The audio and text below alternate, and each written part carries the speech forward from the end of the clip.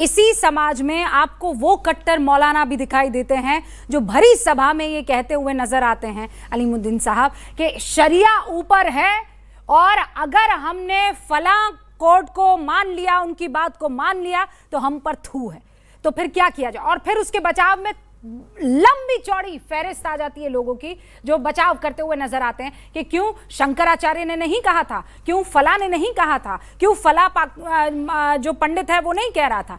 आप इसको हाइफनेट करने लग जाते हैं। फिर ये सोच बिल्कुल गलत है।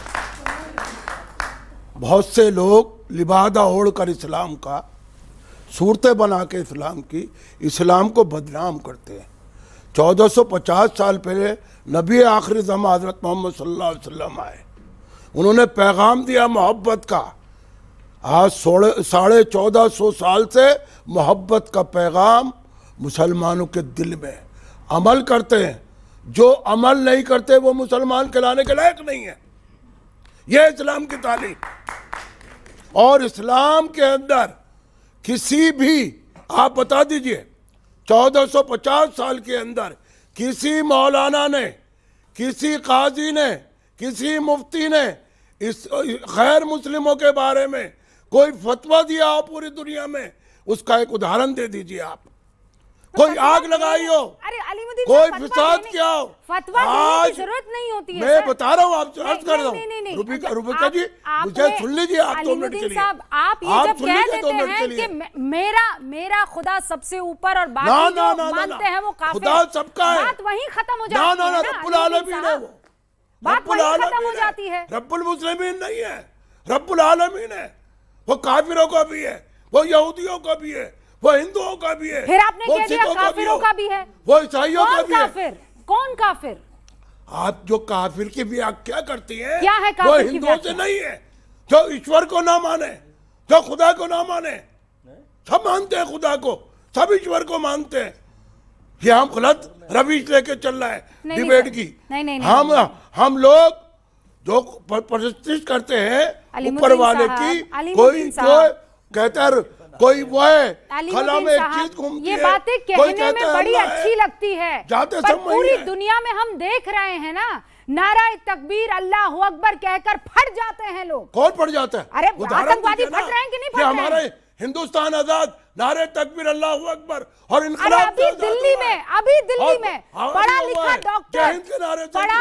डॉक्टर अलीमुद्दीन साहब ये कह रहा है कि मार्टरडम कहलाता है अगर आप फट जाओ, बम बांधकर अगर आप फट जाओ तो इसे जो है शहादत का दर्जा दिया गया इस्लाम में। आप रेशिया की बात नहीं कीजिए, मैं इधर उधर की बात नहीं कर रही हूँ, मैं पढ़े लिखे डॉक्टर की बात कह रही हूँ, मैं पढ़े लिखे डॉक्टर की बात कर रही हूँ। भारत के अंदर एक उदाहरण दे दीजिए आप। वही तो दे रही हूँ आपको। दीजिए ना, कौन सा मौलवी है? अरे लेटेस्ट दिया है जो बम ब्लास्ट हुआ है पुरानी दिल्ली में, मोहम्मद फैज खान। जो बात अलीमुद्दीन साहब कह रहे हैं, ऐसा हम चाहते हैं ऐसा हो, ऐसा नहीं है कि ये जो कह रहे हैं वो गलत है। वो और जो वो कह रहे हैं वो जो बम बांध कर फट जाता है वो मुसलमान नहीं है, लेकिन उसका नाम मुसलमान, वो जो अहद ले रहा है वो इस्लाम से जुड़ी हुई, वो जिसके एवज में ये काम कर रहा है वो इस्लाम का है। और ऐसे में हम आंख बंद करके कह दे नहीं नहीं नहीं नहीं वो सामने से बिल्ली नहीं आ रही है। बिस्मिल्लाहिर्रहमानिर्रहीम रब्बिश रहली सदरी व यस्सिर ली अमरी वहलुल उक़दतम मिन लिसानी यफ़क़हू क़ौली। बिरादरान हिंद, अस्सलामु अलैकुम रहमतुल्लाहि व बरकातहू। भारत माता की जय, वंदे मातरम। आदरणीय रुबिका जी, सबसे पहले मैं आपको विशेष सलाम पेश करना चाहूँगा। उसका कारण ये है कि एक मीडिया पर्सनालिटी से अलग मैं आपको हिंदुस्तान की एक मुस्लिम लड़की के तौर पर देख रहा हूँ, और आप जिस तरीके से कट्टरपंथ के खिलाफ खड़ी हैं, मुखर होकर बोलती हैं, हमारी हिम्मत बढ़ती है।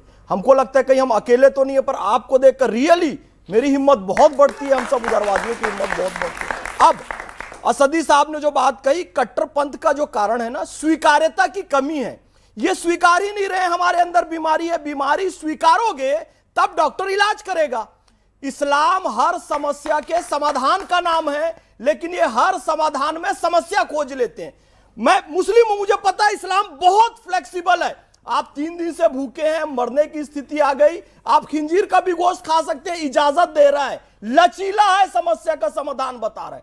लेकिन कट्टरता का कारण मूल क्या होता है? ये कट्टरपंथी मौलाना जो 72 हूर का लालच दे देते हैं, गलत अपब्रिंगिंग, देते? ऐसे माता कहाँ पिता देते जो हो? नफरत आप के देते हो, विचार उदाहरण बच्चों देते में हो, डाल देते इस्लाम हैं। का भारत के मौलवी संदर्भ में बनने हम की कोशिश बताएं करते हो। तो कांग्रेस और समाजवादी जैसी पार्टी जो कि तुष्टीकरण की देखिए राजनीति रूबिका को बल जी, देती है, डिबेट और को ऐसे कहाँ ले गए? मौलाना जो मैं आज कहूँगा भी कह RSS रहे का हैं है कि भारत नहीं, का देखिए ना, संविधान कहाँ नहीं भटक चाहिए, रहे हैं? हिंदुस्तान। भारत अरे का क्यों भटक लोकतंत्र रहे हो? नहीं अलीमुद्दीन चाहिए, साहब, एक सेकंड। हमको शरिया चाहिए। एक मौलाना भी आया ना, जाकिर नालायक का छोटा रिचार्ज आया है, लोकतंत्र नहीं चाहिए, भारत का संविधान नहीं चाहिए, हमको शरिया चाहिए। यानी कि फिर इस्लाम ने एक समाधान बताया था कि जिस देश में रहो वहां के कानून का पालन करो, उसने फिर समस्या बता दी कि हमको शरिया चाहिए। जी भाई, आप लोगों के लिए पाकिस्तान बनाया गया था, दुर्नय करते हैं कट्टरपंथ का कारण मैं आपको बताता हूं। क्या आप उस ओके ओके एक सेकंड, क्या आप मुमताज भाई इस चीज का इस वक्त खड़े रहकर इसे इंडोर्स करेंगे कि जो नदवी साहब ने कहा है वहां पर खड़े होकर कि हम में खोट इस बात की है कि हमने यहाँ के आइन को उस तरीके से मान लिया, आइन से ऊपर शरिया को मानना चाहिए था तो चीजें ठीक होती। बहुत बहुत शुक्रिया रुबिका लियाकत जी, मैं उनका तर्जुमान नहीं हूँ और जिस तरह से उन्होंने पेश किया मैंने तो पूरा सुना भी नहीं कि उन्होंने क्यों ये तो कह आपकी दिया गलती शरीयत है। जो है ये मैं सुनता ही नहीं। अभी इस कोई तरह की शंकराचार्य बातें। बोल देते तो आप 5 बार नहीं सुनते। नहीं नहीं नहीं नहीं नहीं मैं क्या कह रहा हूँ सुन लीजिए कि हम जब एक बात कहते आए हैं कि हमारे लिए संविधान बहुत इम्पोर्टेंट है और यही वो संविधान है, आइन है कि जो हमें शरीयत पर चलने की और शरीयत की आज़ादी की इजाज़त देता है। आर्टिकल 25 का हवाला हम कब देते हैं? जब हम ये कहते हैं कि हमें मजहबी आज़ादी है, तो उनसे पूछा जाए कि जब हम ये कहते हैं कि हमें मजहबी आज़ादी मिली है तो किसके ज़रिए मिली है? इसी आइन के ज़रिए ना।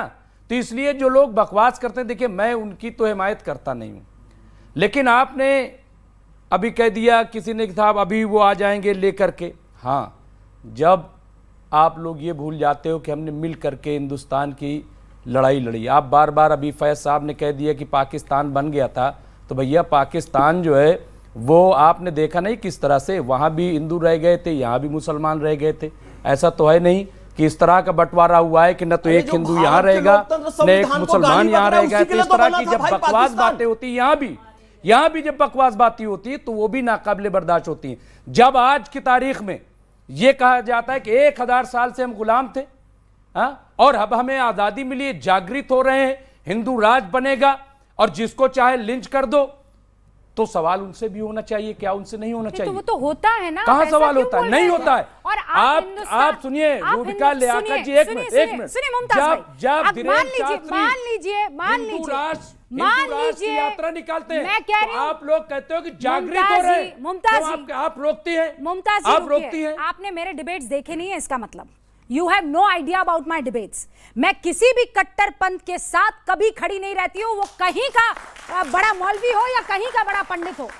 आप मुझे जानते नहीं है मुमताज भाई, एक सेकंड रुकिए। यहाँ आप आरोपित कर देंगे आरएसएस को, यहाँ आप आरोप लगा देंगे विश्व हिंदू परिषद पर, यहाँ आप आरोप लगा देंगे बजरंग दल पर। अब मुझे बताइए बजरंग दल ऑस्ट्रेलिया में क्या कर रहा था?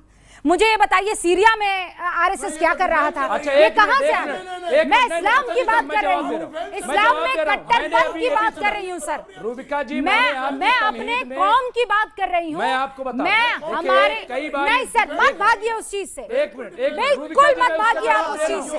रुबिका जी, मुझे बताइए कहाँ है बजरंग दल जो ISIS बन गया? मैं बता रहा हूँ क्या बात कर रहे हैं सर आप? मैं बता रहा हूँ हर बार आप इतने बड़े मसले को इतने से कंपेयर करके भागने की कोशिश करते हैं, मत कीजिए। एक मिनट रुबिका जी, आपने ऑस्ट्रेलिया का जिक्र किया, आइए मैं आज आपको बता देता हूं, आंख खुल जाएगी।